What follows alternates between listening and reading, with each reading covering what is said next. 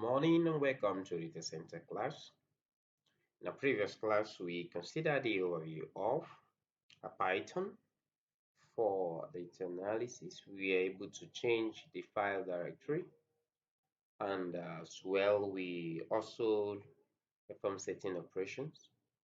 Today, we'll be looking at Python libraries, and then we'll also use some of them in today's class.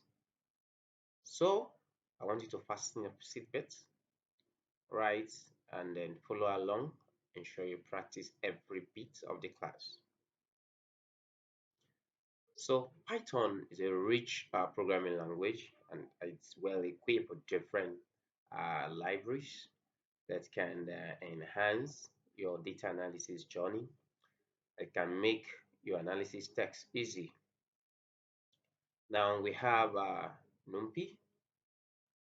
Numpy is a multi-dimensional arrays and matrices that that allows you to perform certain advanced mathematical and statistical operations. Okay, it also enables you to carry out vectorization of mathematical operations on arrays and matrices. Okay, many other Python libraries are built like math, are built on Numpy like Sci. Okay, so once you are performing numerical operations that deals with number, okay, we're using Numpy. All right. Here are other ones here. We have Pandas. Pandas and is a type of library that enable or allows you to perform data frame or structures, okay, in your Python environment. Okay, when we talk about data frame in such a way that it will make you to present your results in form of table. Okay, Pandas as a library also provide also the tools for data manipulations, such a way that when you are reshaping your data set or you want to merge different columns, okay, or tables as the case may be, sorting, slicing, aggregation, okay, you want to handle missing value, okay, we can use our Pandas. It's a very important tools that we'll be using. Let's look at this example. You can see this is a structure, this is a data frame. You can see this the use of Pandas. So we've seen it in our class as we kickstart. We also have Scipy. Scipy is a type of library that enhance or enable you for collection of algorithm for linear algebra, differential equations, numerical integrations, optimization, statistics, and more. Then for visualization, Matplotlib is also used. Okay, when you want to put your data set, your analysis in form of visual, not just in numbers or table, use Matplotlib, and it uses uh, 2D for 2D plotting. Okay, the set of functionality similar to those in MATLAB. You can create charts such as the line plot, the scatter plot, bar chart, histogram, pie charts, among others. Then we have Seaborn. Seaborn is also a type of Python library used for visualization, and this one is based on the Matplotlib. It provides a higher level interface for drawing attractive statistical graphics, similar in style with the ggplot2 we use, ggplot2 libraries we use in R. Okay, then we have the Scikits. Okay, this library will be usable when we are doing a machine learning. Okay, is it for classification, regression, clustering, model validations, among others. Scikit is built on Numpy, Scipy, and Matplotlib. Now, I want you to look at this. This is how to import your libraries. It's important to use this keyword import. Then you write the name of the library. And if you remember vividly, when we consider the MySQL, we said alias. Okay, it comes in here now. We use as our alias, saying that the Numpy will be represented as NP. So whenever we're making reference to this library, we'll be using NP, Scipy as this, Pandas as PED, Matplotlib.pyplot as PLT, then Seaborn as SNS. Okay, so this is just to show you how to import your library.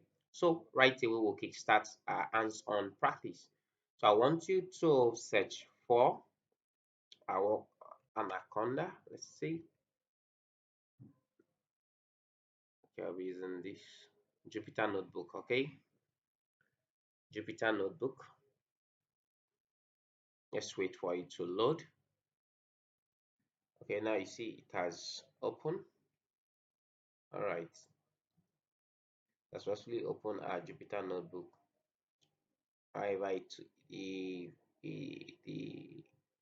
local host directory is to the C drive. Okay, now last class I showed us how to change, so but I will not do that today. So if you want to work from a particular folder, you use the kernel. Okay, and then you change the directory. You can check the previous class on how to change your file directory. Okay, so but I'm going to work with this one. It has opened on our browser.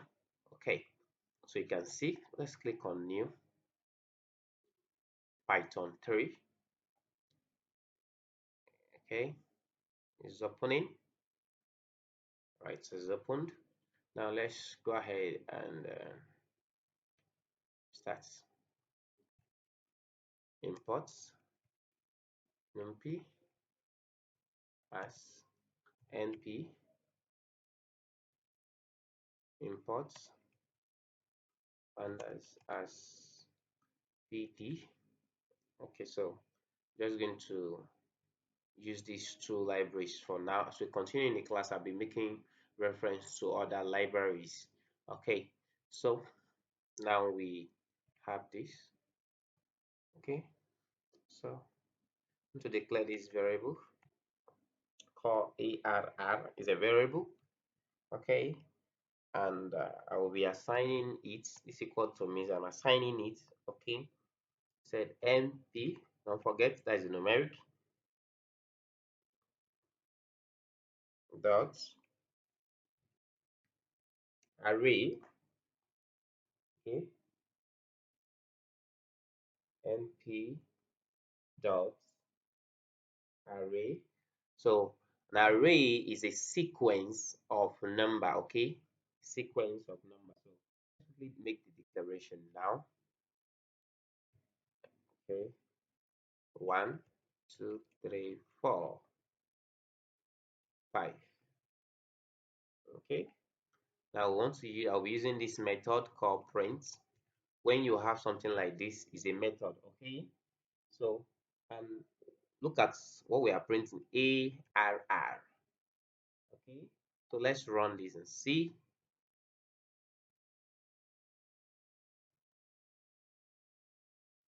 Okay, you can see the result here. We have 1 2 3 4. You can see. All right, so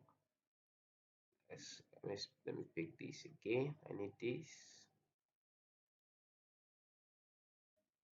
Okay, so you can see my result 1 2 3 4 is an array. Okay, so let's I want to use my pd as a panda.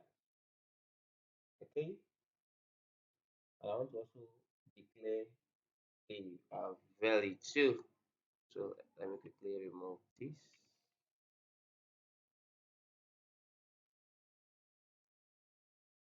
Let me call this time data.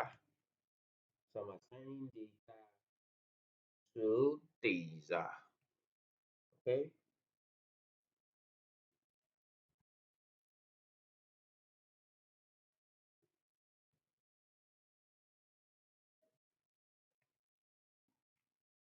Let's see. And let's do our listing. John. We have another name. You can add your name now as much as you want. Okay, we have Linda.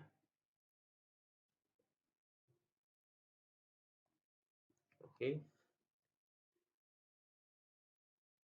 age. Let's put this in quotes too, because this is a string data. Okay,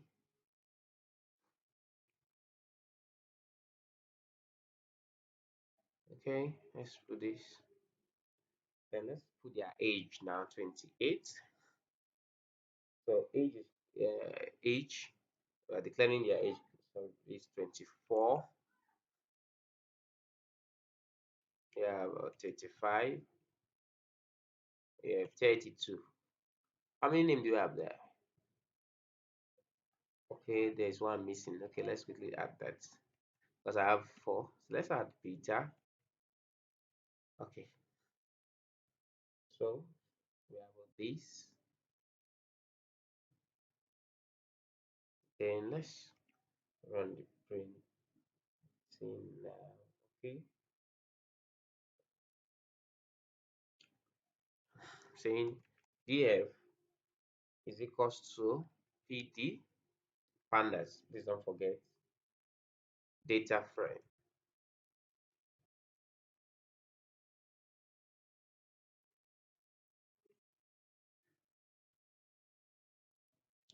What is the method? It's printing our data for us. We have passed our data into this method. Okay, then print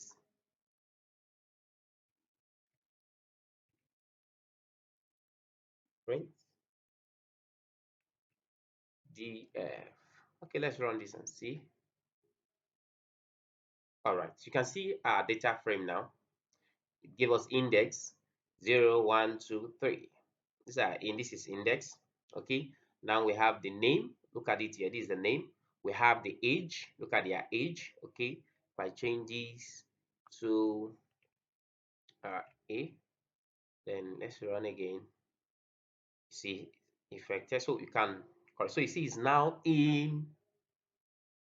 You can see it. 1, 2, 3, 4.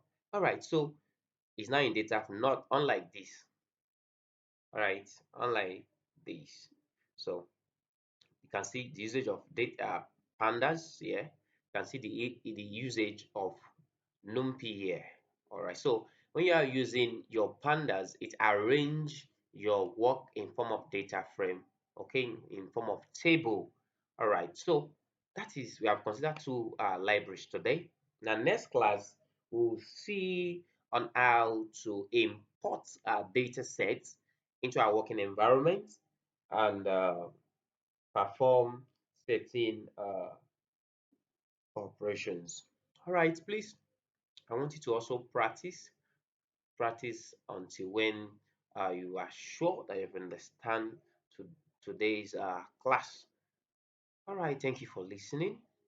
If you've not subscribed, I want to encourage you to do well to subscribe. We'll meet on the same venue, same time. Thank you all.